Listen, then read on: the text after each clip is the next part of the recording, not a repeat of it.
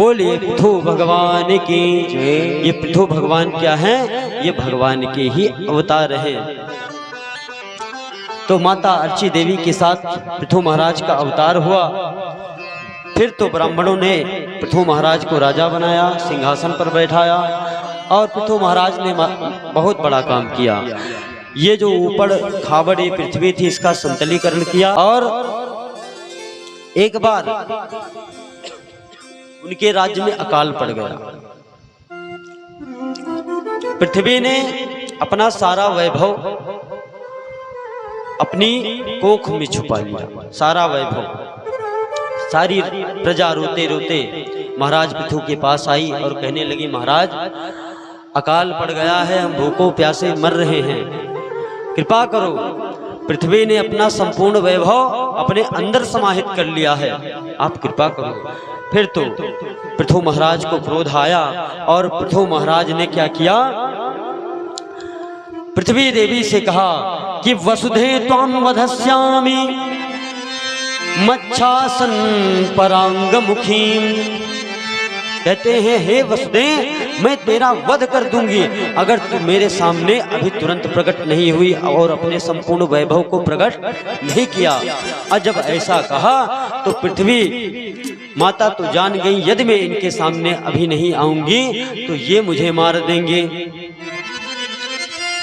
फिर तो कांपते हुए पृथु महाराज के सम्मुख खड़ी हुई और कहा, हे प्रभु मुझे क्षमा कर दो, मैं आपके प्रताप से अज्ञात थी, मुझे विदित नहीं था कि आपका प्रताप क्या है। तो अच्छा, भगवान की पत्नी भी है पृथ्वी देवी, एक रूप से पत्नी भी है। तो पृथ्वी देवी ने कहा, प्रभु यदि आप मुझे मार देंगे तो आपकी प्रजा कहाँ रहेगी? तब भगवान ने गुस्से में कहा, आत्मयोग बलेन मां धारिष्याम्यहं व्रजा। कहते हैं, तुम अगर नहीं रहोगी तो क्या मेरी प्रजा नहीं रहेगी? अरे मैं आत्मयोग बल से, आत्मयोग बलेन मां धारिष्याम्यहं व्रजा, मैं अपने आत्मयोग के बल से एक नई पृथ्वी का निर्माण कर लूंगा। फिर तो पृथ्वी मैया डर गई। कैसे? जैसे यदि कोई माँ अपने बच्चे को भोजन न खिलाए समय समय पर, बच्चे का ध्यान न दे, तो पिता को जब पता चलेगा कि वह मेरे बेटे को सही से देखती नहीं, देखभाल नहीं करती, तो पिता क्या कहेगा? बोलेगा, अगर सही से बच्चे की देखभाल नहीं करोगी तो मैं दूसरी लेकर चला आऊंगा। तो वही आज किया पृथु भगवान ने कि तुम कह रही हो कि मैं नहीं रहूंगी तो तुम्हारी प्रजा कहाँ रहेगी? तो भगवान ने कहा, तुम इसकी भूल में मत रहो, मैं अपने आत्मयोग के बल से तुम जैसी हजारों पृथ्वियों को उत्पन्न कर सकता हूँ। तब तो पृथ्वी महारानी डर गई कि ये सर्व समर्थ है, कर्तुम अन्यथा कर्तुम समर्थ ईश्वरा, ये सर्व समर्थ है, ये सब कुछ कर सकते हैं। फिर तो पृथु महाराज के कहने पर पृथ्वी देवी ने अपना संपूर्ण वैभव प्रकट किया और कहा कि मैं गाय के रूप में हो जाती हूँ और आपकी सारी प्रजा आकर के मेरा दोहन कर ले। और महाराज जिसको जो चाहिए था, पृथु महाराज की कृपा से गाय रूपी, कामधेनु रूपी पृथ्वी माता के दोहन से सबने अपने मनोरथ को सिद्ध किया और पुनः राज्य हरा भरा हो गया, सब खुशहाल हो गए।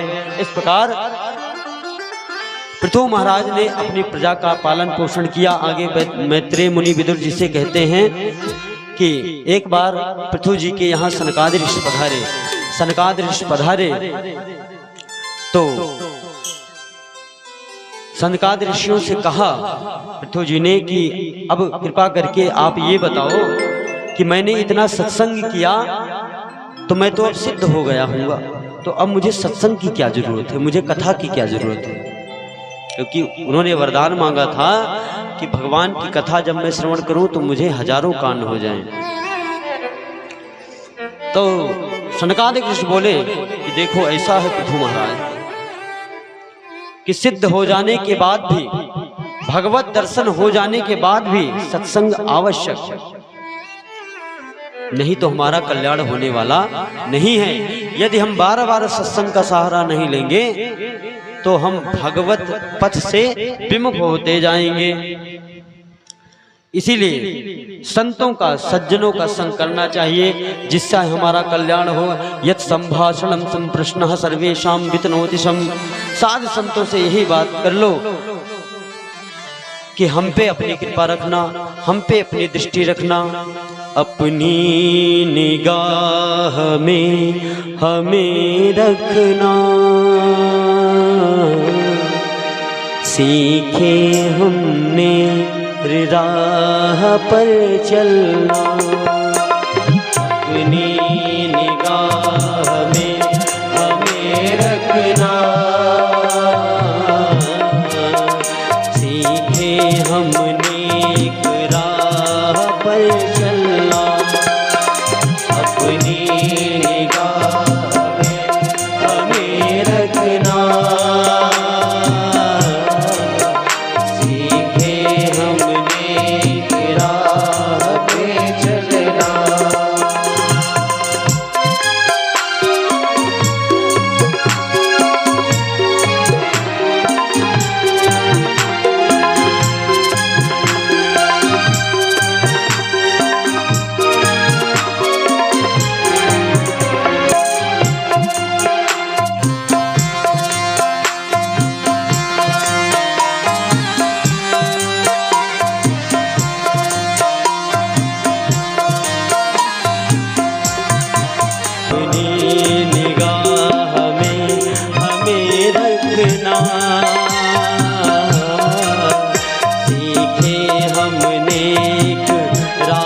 पर चलना, अपनी निगाह में हमें रखना,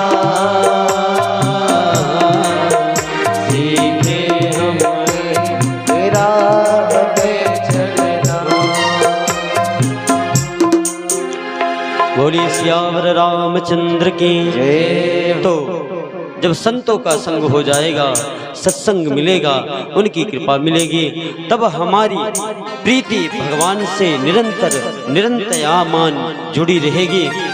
इस प्रकार से मैत्रेय जी ने विदुर जी को पृथु महाराज का चरित्र सुनाया। आगे इन्हीं के वंश में महाराज प्राचीन बरही हुए, और प्राचीन बरही बड़े कर्मकांडी ब्राह्मण थे। महाराज बड़े बड़े यज्ञ करते और यज्ञ में खूब बलि चढ़ाते।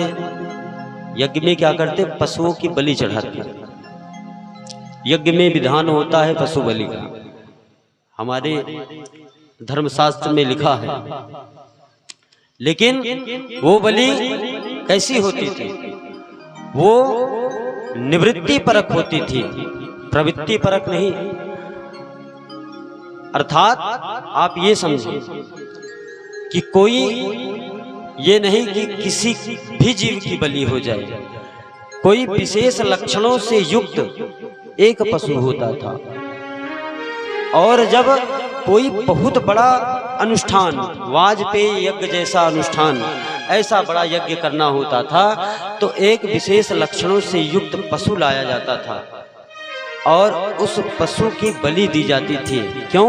इसका कारण सुन लीजिए। ऐसा होता था पहले। क्यों? बोले जब ऐसे यज्ञ अनुष्ठानों में जब पशु बलि दी जाती थी तो उस समय ब्राह्मणों के द्वारा मंत्रोच्चारण होता था यज्ञ वेदी पर। और जब ब्राह्मण एक साथ में मंत्र उच्चारण करते थे तो उस पशु के कर्ण में वही मंत्र की ध्वनि जाती थी। और शास्त्र का सिद्धांत है अंतमतः सहगता। मरते समय जीव जिस भी चीज का स्मरण कर लेता है उसी को प्राप्त हो जाता है। तो उस समय वो माहौल रहता था, वेदी बनी होती थी, भगवान देवी देवताओं का आवाहन हुआ रहता था। और उस यज्ञ मंडप में ब्राह्मणों के द्वारा उच्च स्वर में मंत्रोच्चारण होता था तो पशु के कान में वही मंत्र स्वर जाता था। और जब एक झटके में उसका गला काटा जाता था तो वही मंत्र सुन करके, वही मंत्र उच्चारण सुन करके वो अपने प्राण को त्याग देता था। अच्छा, पुनः उसे स्वर्ग की प्राप्ति होती थी। पशु को किसी योनि में नहीं जाता, उसको स्वर्ग की प्राप्ति होती। स्वर्ग को के सुखों को भोग करके वो क्या है, पुनः आता तो एक महान वैदिक ब्राह्मण के रूप में ब्राह्मण कुल में उत्पन्न होता था। क्यों? क्योंकि मरते समय उसने ब्राह्मणों के द्वारा मंत्रों का उच्चारण सुना था, और इसी मंत्रों के उच्चारण के कारण वो एक प्रकांड वैदिक ब्राह्मण के रूप में एक ब्राह्मण के घर में उत्पन्न होता था। और ये प्रथा अब बंद हो गई है, कहीं कहीं होती है, ये प्रथा बंद हो गई है। इसलिए आजकल वैदिक ब्राह्मणों की कमी हो गई। किसी ब्राह्मण के घर में आचमन कैसे किया जाता है ये नहीं जानते हैं। कहोगे केशवाय नमः, हाँ, कहोगे हस्तो प्रक्षालनम तो पी लेंगे, कहोगे केशवाय नमः तो हाथ धो लेंगे, कुछ पता ही नहीं है। हाँ? और आचमन भी कैसे करेंगे पता है? ऐसे लेंगे तो कोई ओंठ से लगाएंगे, उसको पिएंगे नहीं, अंतरा सूची नहीं होगी, बस ओंठ से लगाएंगे। पर अरे उसको पियो, पूरा अंदर जाएगा तब तो पवित्र प्रवेश करेगा। और कोई आचमन करता तो ऐसे लेता है, ऐसे करता है, और वो जब पानी अंदर जाता है तो करता है चप, आवाज होती है। तो वो जो है आपका आचमन क्या हुआ, वो आपका आचमन अपवित्र हो गया। आचमन तो ऐसे लेना चाहिए, मुंह को खोलो, ऐसे करो, ऐसे ले लो, शब्द की आवाज ना हो, सीधे से ऐसे मुख में जाए, वो शुद्ध आचमनी करना होता है। तो इसको पता ही नहीं है, जनेऊ धारण करना नहीं चाहते बच्चे। 50,000 की 1 लाख की सोने की सिकड़ी गले में धारण करेंगे, 1 तोला 2 तोला 2.5 तोला की, उसमें शर्म नहीं आएगी, जिसमें कलयुग का वास है। और 2 ग्राम की जनेऊ महाराज धारण करने में उनको शर्म आती है। ये ब्राह्मणों के घर की बात बता रहा हूं। तो ये कलयुग है महाराज, सबकी बुद्धि में विकृति हो गई है। तो यही कारण था कि पशुओं की बलि होती थी, ये प्रथा बंद हो गई, जिससे वैदिक ब्राह्मणों की कमी हो गई है। तो बहुत पशु बलि की। अब उन्होंने नियम बना लिया कि हर यज्ञ में पशु बलि नहीं, कभी कभी होती थी कल्याण के लिए, समाज के कल्याण के लिए, कि कोई ऐसा वैदिक ब्राह्मण आवे, महापुरुष आवे, जिससे धर्म की स्थापना हो, क्योंकि ये धर्म ब्राह्मणों पर टिका हुआ है। मंत्राधीनम चा देवता ते मंत्र ब्राह्मणाधीना तस्मात् ब्राह्मण देवता। तो मंत्र तो ब्राह्मणों के अधीन है, ये ब्राह्मण इस पृथ्वी के देवता कहे जाते हैं। इसलिए तो निरंतर वो क्या करते, पशु की बलि करते। नारद जी ने आके समझाया कि ये सब बहुत ज्यादा अनुष्ठान मत करो, और ये तुम कर क्या रहे हो, इतने पशुओं की बलि। अरे देखो ऊपर जितने पशुओं को तुमने मारा है, और आंखें फाड़ फाड़ के तुम्हारी प्रतीक्षा कर रहे हैं कि कब तुम आओ और कब तुमसे हम अपना बदला लेंगे। तब वो तो महाराज डर गए, तो बोले महाराज मैंने तो शास्त्र के अनुसार किया था, ये शास्त्रों में। अरे कहे इसको निवृत्त परक मानो कि इससे समाज का कल्याण हो। तुमने तो अपनी प्रवृत्ति में धारण कर लिया, और आज लोग वही करते हैं। जीव के स्वाद के लिए कहीं मुर्गा का गला ऐंठ देते हैं, कहीं मछली खाते हैं, कहीं क्या खाते हैं, उल्टा सीधा कुछ नहीं बचता। बकरा भैंसा भैंसी कुल खा जाते हैं महाराज, वो राक्षस हैं। कबीरदास जी लिखते हैं, मांसाहारी मानवा प्रत्यक्ष राक्षस जान। सुन लीजिए आप लोग कि मांसाहारी मानवा प्रत्यक्ष राक्षस जान, और तिनका संग कबहू न करे होए भक्त की हानि। ऐसे व्यक्तियों का संग नहीं करना चाहिए, नहीं तो भक्त की भक्ति की हानि होती है। जितने मांस खाने वाले हैं वो बुरा भले लगे, लेकिन हम तो कहेंगे व्यासपीठ से, हमको मजा आता है कहने में। सही, वो सब प्रत्यक्ष राक्षस है, हम राक्षस कहते भी हैं, तुम तो राक्षस हो। तो नारद जी ने समझाया कि ऐसा मत करो, ये सब बंद करो। नारद जी के समझाने पर ऐसा कृत्य बंद किया। फिर तो महाराज भगवान की भक्ति बताई कि भगवान की शरण ग्रहण करो, भगवान की भक्ति करो, उसी से तुम्हारा बेड़ा पार होगा। सो महाराज कर्म कांडों को बंद किया और भगवान के चरणों की प्राप्ति की। तो इस प्रकार से श्री मैत्रेय जी ने विदुर जी को प्राचीन बरही का उपाख्यान सुनाया। आगे पुरंजनोपाख्यान है, संक्षिप्त में सुनिए पुरंजनोपाख्यान क्या है। पुरंजनोपाख्यान, ये पुरंजनोपाख्यान जीवात्मा और परमात्मा का निरूपण करने वाला उपाख्यान है। पुरंजन क्या है?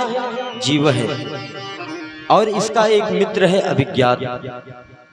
द्वास पर्णा संयुजा सखाया समानम वृक्षम परिसस्व जाते। एक बार क्या हुआ कि जीव और परमात्मा दोनों सखा, और ये सखा आज के नहीं, अनादि काल से, जब से जीव है, जब ते जीव तब से भगवान, तभी से भगवान है। जब से भगवान है तब से जीव है। आज से अनंत से ये जीव है, आज अनंत से भगवान है। ईश्वर अंश जीव अविनाशी, चेतन अमल सहज सुख राशि। नैनम छिंदन्ति शस्त्राणि नैनम दहत न पावता, न चैनम क्लेदन्तापो न शोषयति मारुता। ये भगवान का स्वरूप है और भगवान के ही जैसी है, भगवान के जैसे ही इसमें गुण हैं। तो जीवात्मा अर्थात पुरंजन और उनका मित्र अविज्ञात अर्थात परमात्मा, दोनों सखा एक दिन विचरण कर रहे थे, लोकांतर में आए पृथ्वी पर। तो जीवात्मा जो था वो यही रुक गया, बोला कि मैं कुछ दिन यहाँ टहलना चाहता हूँ। तो कहा ठीक है टहलो, लेकिन चले आना। अब भगवान जो अविज्ञात परमात्मा हैं वो तो चले गए और ये संसार में रह गया। संसार में आया तो एक स्त्री में आसक्ति हो गई और उससे शादी कर लिया। शादी कर लिया, बेटा बेटी हुए। फिर जो है उसकी पत्नी मर गई। और जब पत्नी मर गई तो पत्नी की याद में रोवे बैठा बैठा बिलक बिलक कर। जब मरा तो पत्नी की याद आई, और मैंने कहा था कि अंत मता सागता, जब मरते समय पत्नी की याद आई तो स्त्री बन गया अगले जन्म में। अगले जन्म में क्या बन गया? स्त्री। इसलिए जितने पुरुष हैं उन सबको पहली बात तो ज्यादा आसक्त मत हो, नहीं तो स्त्री बन जाओगे। ये बात ध्यान रखो। प्रेम करो, प्रेम ठीक है, प्रेम होना चाहिए दोनों में, लेकिन अब इतनी आसक्ति ना हो जाए कि आप कह दो तुम ही मेरे मंदिर, तुम ही मेरी पूजा, तुम ही देवता हो। कहते नहीं है तुम ही मेरे मंदिर, भगवान को कहो ना, तुम ही मेरी पूजा, तुम ही देवता हो, तुम ही देवता हो, तुम ही देवता हो, तुम ही देवता। और तुम्हें देखती हूँ तो लगता है से, तुम्हें देखती हूँ तो लगता है से, कि तुम मेरे क्या हो, कि तुम मेरे क्या हो, कि तुम मेरे क्या हो, कि तुम। और यही नहीं, तुम ही प्राण मेरे और तुम ही आत्मा हो, तुम ही प्राण मेरे, तुम ही आत्मा हो। इतना बढ़ा चढ़ा करके पत्नी अपने पति से कह रही है तुम ही मेरे मंदिर, तुम ही मेरी पूजा, तुम ही देवता हो, तुम्हें देखता हूँ तो लगता है ऐसे, तुम ही प्राण मेरे, तुम ही आत्मा हो। ये मानो, लेकिन आत्मा के पति तो परमात्मा है, ये पति तो छूट जाना है। मैंने उस दिन भजन गाया था, दिलदार गुरी तोहरे दिल तोड़ के चल दी है, दो चार घड़ी रिश्ता फिर जोड़ के चल दी है, रह जैबू अकेले तो सुनसान कोठरिया में, अब मुँह काला किए जैबू दो गज की चदरिया में, एक बात मुरी सजनी गठियाला सुनरिया में। तो ये आ गया, फिर पत्नी की याद की सो स्त्री बन गया। फिर इसका विवाह हुआ, फिर इसका विवाह हुआ, इसका पति मर गया, तब ये पति की याद में आज सती होने के लिए चल पड़ा। अब तो महाराज चूड़ियाँ उड़िया फोड़ दी, सिंदूर पोंछ दिया और चिल्लाते हुए हाय मेरे प्राणनाथ, हाय मेरे प्राणनाथ, हाय मेरे प्राणनाथ चिता पर बैठने जा रही है। इतने में वो अभिज्ञात परमात्मा जो उसका मित्र था पूर्व जन्म का, वो आया और अभिज्ञात परमात्मा ने कहा अरे ये तो मेरा मित्र है, ये तो सती होने जा रहा है, हाँ ये तो संसार में भटक गया। और अभिज्ञात परमात्मा ने समझाया कि अरे पुरंजन, तुम ये कब से स्त्री पुरुष बन बैठे, तुम तो मेरे सखा पुरंजन हो, हम दोनों साथ में रहते थे, हम दोनों का निवास साथ में था, साथ में विचरण करते थे, तुम मेरे साथ में रहते थे और ये माया में फंस गए। तब उसको बोध हुआ कि हाँ मैं तो इस संसार में आसक्त होकर के कितने बार पुरुष बना, कितने बार स्त्री, भाड़ में जाओ, ये संसार बेकार है, चलो मित्र मुझे यहाँ से लेकर चलो। और ज्ञान हुआ, अपने स्वरूप में पुरंजन आया और भगवान के साथ फिर चला गया अपने धाम। तो इस उपाख्यान से मानो नारद जी समझा रहे हैं, कह रहे हैं कि ये आत्मा और परमात्मा संसार में भटकने वाली नहीं है। संसार भी परमात्मा का है, लेकिन भगवान तो संसार में आ सकते हैं, लेकिन उन पर माया का असर नहीं होता। लेकिन जीवात्मा आएगी तो उसके ऊपर माया का असर हो जाएगा। इसलिए माया को छोड़कर माधव को भजना चाहिए।